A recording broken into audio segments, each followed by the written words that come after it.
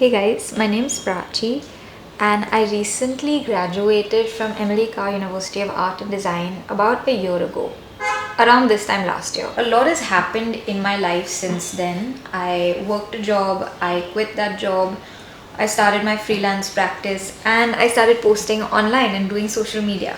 So, in that 1 year that I've graduated, I keep thinking of lessons that I learned when I was at design school. I was recently talking to my mom and I was telling her I wish I could tell my younger self these tips like before I went into design school, and I wish someone had told me something like this before I went. These are my 12 tips for if you're starting art and design school, things to keep in mind to just get you mentally prepped before you go in so that you have a better experience and you get the most out of this amazing experience that is art and design school. So to give you context, I went to Carr University of Art and Design in Vancouver. I got in the 2020 batch, so August 2020 was my intake. I did 4 years. 1 year was during COVID. Without further ado, we'll get into the tips, but I just want to say that these are not going to be like sugarcoating tips. Like, I'm going to give it to you straight. I'm going to give it to you like as if you were my younger sibling, and I'm giving you tough love because let's get into it. Tip number 1 is the sooner you get over complaining and bonding over hating school and hating professors, the better it is for you. Because quite frankly, why are you doing that? I get it, it's fun. You bond and you make friends over bitching about things and saying, oh my god, I hate this assignment, oh my god. No, but I get that. You can do it. You can still hate and be a closeted nerd if you want. But if that is your mindset, if you are looking at schoolwork and projects with a mindset of complaining about it and hating it and negativity, that's not good for you. You're going to not take school seriously, and why would you do that? Like, for a lot of us, being in art school is the dream. Like for me, being in art and design school was the dream. What do you mean I get to not do any math or science or any other boring subjects that I've always hated, and I just get to do art like all day long as school? Why would you complain about that? So get over yourself, get over complaining. I get it, it's fun, you bond and you make friends that way, but zip it. Be a closeted nerd if you want, but actually really just be friends with people who are excited about school. Be friends with people who take their schoolwork seriously, because art and design school, a lot of the times a lot of people who come here are people who don't know what to do with their lives, and that's okay. There's space for that as well. There's space for experimentation and finding yourself at school. But if you know this is what you want to do, make sure you prioritize friendships that are sure about what they want to do. People who are sure that they want to be in this field and who want to experiment and apply themselves and do their best at these projects and briefs. These may be like silly little projects that you're doing that you think are like fun and games, but actually, and I realized this only after I graduated, small things like this, like whether it's these little thumbnails or like layouts that you have to make, these small things really refine your skills and like make you faster and make you better at designing. They're not meant to be like time pass, there's a reason for it. Take it seriously, do it diligently. Number 2 is my most important tip, and it's the reason I even thought of making this video, because I wish I knew this before I went to school, is that school and teachers are not going to teach you softwares like Photoshop, InDesign, Illustrator, After Effects, any of these. They're not going to teach you unless you're in a very specialized course like 3D design, which some of my best friends were in, where they taught them Maya and all these, I don't know what the softwares are. But if you're just going into doing like graphic design, they're not going to teach you these softwares. All they're going to do is give you the opportunity to self-learn them and target that self-learning in a direction that makes it useful. What I mean by that is that they are not going to come and tell you this is how you use different shapes in Photoshop and this is how you merge them, or this is how you blend the shapes together. No, all they're going to give you is a project brief, and most of the time it's a very open-ended project brief. You get to decide what to do with it, but what you have to do is self-learn these softwares and do your best at making the output meet your project goals, if that makes sense. I'm out of breath talking, and it's only tip 2. I learned this very late. I kept thinking, oh, now they'll teach us, oh, now they'll teach us, oh, now they'll teach us, and they just never taught us. And then I didn't really start seriously self-learning and taking that like initiative or that self-effort to learn and take that learning seriously till I was in like maybe end of second year and beginning of third year. That's when I really started using Photoshop. And actually the only reason I learned Photoshop is because I did an internship at a design agency where the main thing they used was Photoshop. Before then I only used Illustrator. I had jack shit knowledge of Photoshop. At this internship I basically learned everything I know now, and I keep improving on that and like building on that. But had I not done this internship, I wouldn't have known how to use the software. That's an industry grade software, and I would have kept thinking that my school is going to teach me. And I'm not alone. A lot of my friends coming from India to, you know, maybe an international university have the same assumption that maybe they'll teach us. They're not going to teach you. You gotta learn. Tip number 3 is to take project breakdowns seriously. So if a professor is telling you to spend the first week or 2 weeks making sketches, making thumbnails, making layouts, and you don't take that seriously, it's not going to help you. The point of university and design school is to get you out of your own head and to get you to think in a different way. If you're going into the project brief with a pre-existing idea, I get it. I do that all the time. Like, I still do that. I still struggle to like get out of my own head and get out of my own idea and, you know, detach myself from my idea and like actually experiment and give it a real experimental shot. So I get it. You're not alone in that. But truly take that time, take the first 1 or 2 weeks to like experiment and do what your professor is telling you. A lot of the times they'll give you activities or like workshops to do to get yourself in the phase of experimenting and trying new things. So take that seriously, because you don't want to come out of university being like 5 points ahead of the same like 10 points you were riding on before you started. You want to be riding on like 1,000 points because you actually explored your different scopes and the different interests and things that you didn't even know you were interested in. I came into university having a very strict idea of the type of designer that I wanted to be, and I left being the complete opposite of that, doing things that I thought I would hate. So really just take a chill pill, like detach yourself from the ego that is embedded in your design, that is embedded in your work, and just be free. Like, it's chill. Like, uni is to have fun as much as it is to get work done, and the best way is to have fun and get work done. Tip number 4 is to pace yourself. I used to have this problem where I would work very hard for the first like 60 to 70% of the project brief timeline, like to the point of burnout. Like, not to the, like literally I would get burnt out every project every single time. And I think it was because I'm a bit of a control freak. I like to work and like have a very specific idea of the direction my project is going in. But what that does is that it doesn't leave room for exploration. You know, there's no what if. And what if is a beautiful question. You should be asking yourself a lot of what ifs. And so I would work in a very strict box for the first 60 to 70% of the project.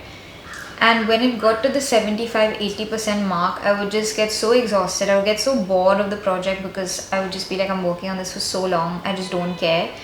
And I used to work very obsessively, you know, like I used to not think about anything else aside from my project. And I would work till like 2 a.m. at night, and like to the point where I was dreaming about my project. That's not a bad thing because I still do that. But I think it's good to separate yourself.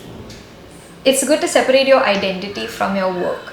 And so one way of doing that is to intentionally pace yourself. Like, don't work on it too much.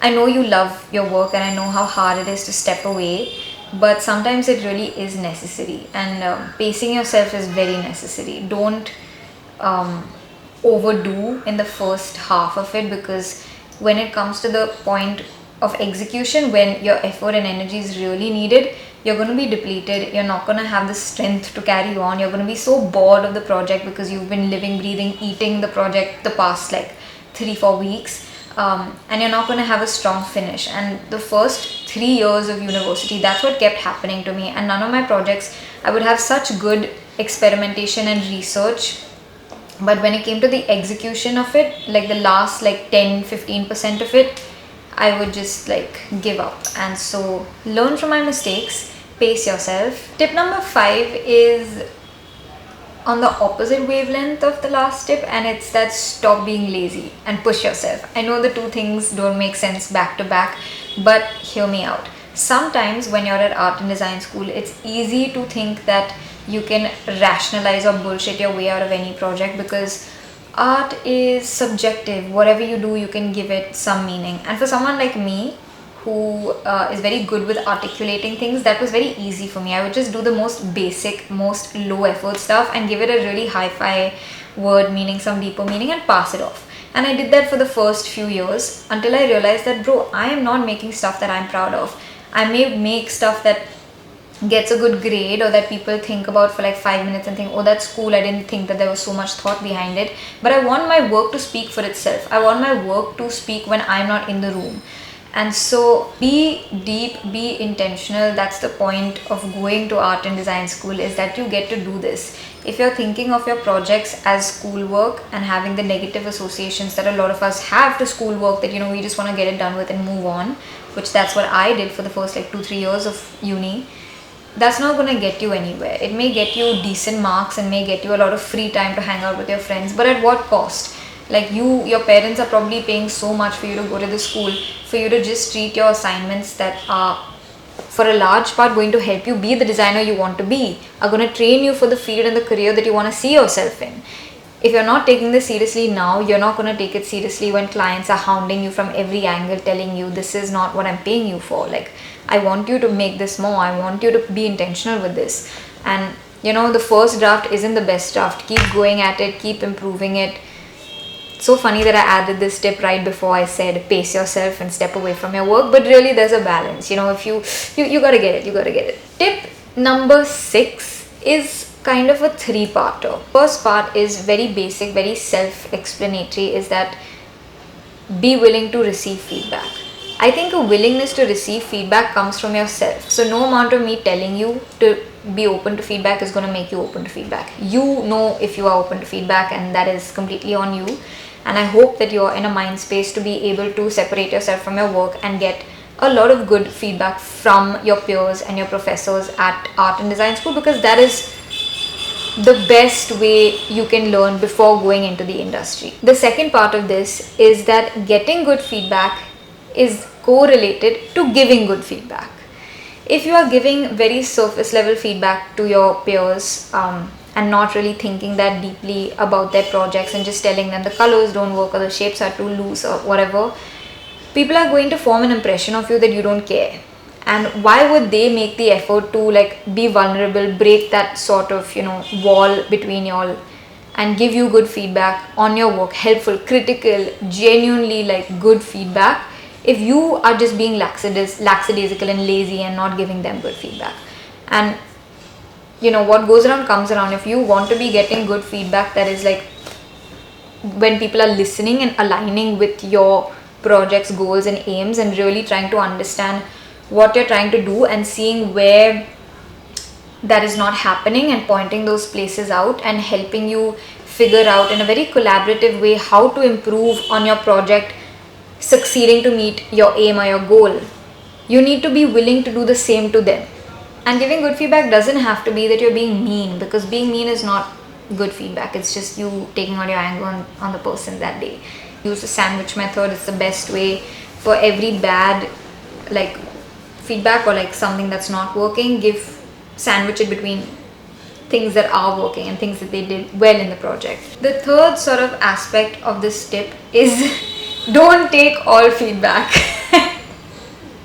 As I said, some people just don't really think that deeply. They're not going to be understanding or care to understand the aims of your project.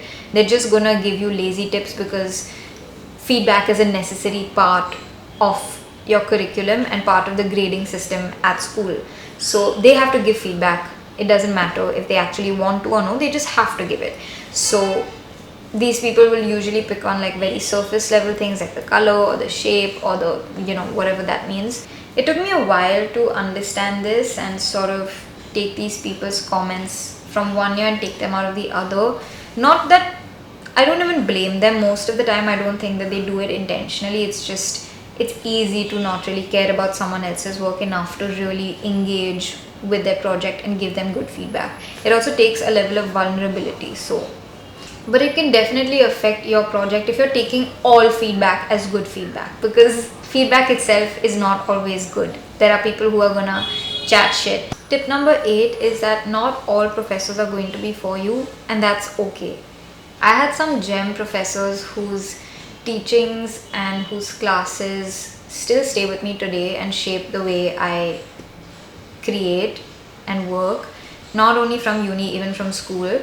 But at university, specifically art and design university, professors have like varying working styles and like grading styles and just the way that they are. I think a lot of professors in art and design school also don't just teach, like they have their own practice and they teach on the side. So some of them don't put that much effort into the school part of it, which is whatever. This is not a video about that. If you're lucky, you'll have amazing teachers and most of your teachers will be good.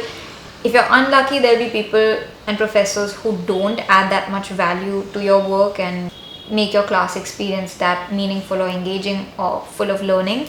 And if you're really unlucky, there will be professors who, for some odd reason, you have an unpleasant experience with. I'm not going to go into what an unpleasant experience means. Everyone gets what I mean. There will be professors who you think they don't like you or they have something against you.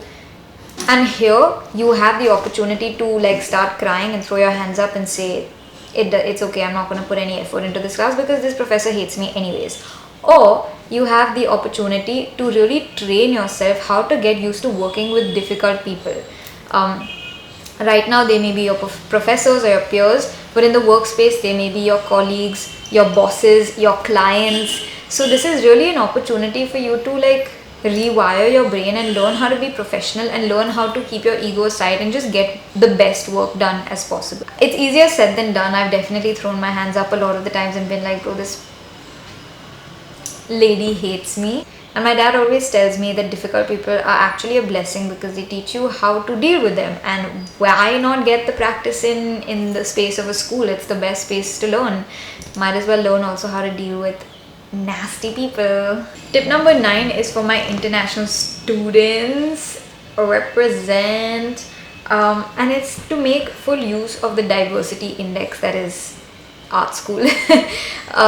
Like every Indian kid going to university, I think my first few years I stuck mostly with my Indian friends because being away from home and living away for the first time is hard. You want to be with people that are familiar to you, cultures and languages and foods that are familiar to you, and I wouldn't survive if it wasn't for my best friends. But I also just took away so much from my time with my international like student friends. Like they taught me so much just by being themselves and being confident in a new country, and it was so beautiful to see all of us just being ourselves, being very in touch with our culture and our roots, and finding ways to bond and be vulnerable and share. And specifically in an art and design context, you're never going to be in a room with so many people from so many different cultures interested in the same things as you, specifically interested in design, in art.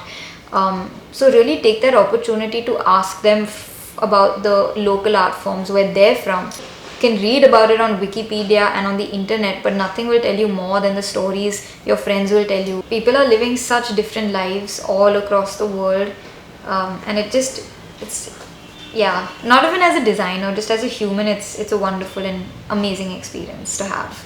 Tip number 10, getting back to the sort of essence of this video, is for you to do your best, is to figure out a work routine that works specifically for you. Experiment, do your thing, of course you know yourself the best, but for me, I can't work in school, I can't work around people, I'm very distracted. I need to be in like a familiar setting with no noise, and so I could never work from school. So I used to go to school for my socializing phase and to really get and give feedback, and to meet my friends and talk to them and see what's happening in the class setting, what everyone else is working on, what their projects are looking like, get some inspiration. But I would always go back home and work from my bed and like smash out a bunch of work, and people thought it was really weird. And for the longest time people kept telling me, no, come to school, work with us, and I did try that, I did do it, and I feel like it's good. For me it was good to go and see other people's working styles, but you know yourself best. So figure out a working style that works for you and stick to it. Tip number 11 is learn how to prioritize. Of course, if you're like me and if you're going to university abroad, living your life and having new experiences is of course a big part of why you're going there. Spending time with friends, taking in the city, exploring the city, making new experiences, that's all fun and games, but at the end of the day, you're there for a reason. You're there to get work done, you're there to improve yourself, improve your skills, and make sure you leave being the best version of yourself that you can be. In terms of, if you're going to school for design, be the best designer you can be, and that comes with learning how to prioritize and learning what needs to be put first when. For me, I remember my last year of university, I almost went off the map. I stopped meeting my friends. A lot of them got very pissed at me, and we had a whole thing where they were like, you're not meeting us anymore. And I was like, yeah, I'm sorry, I just need to zone in right now and get my work done. And it's not even that I had anything pressing that I had to finish an assignment that was late or something. It was just that every waking moment I had, I wanted to spend on my grad project, because I knew that I don't want to leave this school looking back thinking I wish I could have done more, or I wish I spent more time on this project, or I wish I took it more seriously. I wanted to leave with a grad project that I was so proud of that I would never look back and say I wish I did more. And I'm so glad I did. I brought this with me. This is the book that I made as part of my grad project, and this book is just one part of my grad project. There's many other aspects to it, but I'm so glad I just zoned in my last year of university and just made it my priority to make my life about my grad project, because I don't regret it. If anything, I'm so glad I did that. I'm so proud of myself, because it's so tempting to meet your friends when you can just spend that Sunday just sitting and just thinking of new ideas and just researching. And I get it, but you're there for a reason. Your parents have paid, or your family has paid a shit ton of money, or if you yourself are funding your education, that's amazing. You know firsthand the cost of your education, so just make sure you're making the most of it, is all I'll say. The last tip is super cliche, but it's just to be yourself and stop caring what anyone thinks. Because I think uni is the time for you to reinvent yourself, especially if you're in art and design school. People rock up to school in the most coolest but sometimes also absurdist fashion ever. And when you look around you and you realize, bro, people don't be giving a shit. Nobody even thinks of you. And if they do, that's on them, not on you. You can literally create a new persona and figure out along the way whether you like that persona or no. And it's a time for you to experiment, not only with of course, your design and your work, but also with yourself, with your personality. Try things that you haven't tried before. Try things you said you'd never try. Try things you said you hated. But just do it, because why not? Why not? What do you have to lose? Of course, don't do anything too bad. Don't do illegal stuff. That's never fun to experiment with. But be safe, be cautious. But stop caring what anyone thinks of you. I was so shy initially when I used to go to campus. I used to feel like there's this pressure to be cool, or to be artsy, or to be different, or to stand out in some way. And I mean, coincidentally, it is my personality to be a little bit extra. That's just how I am. But it's also so empowering to realize that nobody cares. Nobody cares. And that's a beautiful thing. Nobody cares. Nobody cares, bro. Nobody gives a shit. And if you give a shit about people giving a shit, what does that say about you? Anyways, those were my tips. I hope you guys enjoyed. I have my work on my website. So my grad project, along with some other, I think there's 1 or 2 other projects that I worked on school, that's on my website. Check that out if you want to get a better gist of my work. Art and design school is meant to be fun, so don't take it too seriously. Beautiful things come if you just let yourself be. I wish you so much love and success and freedom and joy and creativity. It's a beautiful thing to go and to study in this field. It opens up so many new possibilities. Even if you don't end up going into the field, the learnings that you take from these classes really do stay with you. They've stayed with me for a really long time. Maybe in the future I can make a video on the combination of my major and my minor, so design and curatorial studies, and what it's like combining both of them and like working in the intersections of art and research and writing and design and history and culture. And it's fun, it's really fun. And if you have any more questions, leave them below and I'll do my best to answer them. I hope you guys enjoyed, and I'll see you next time.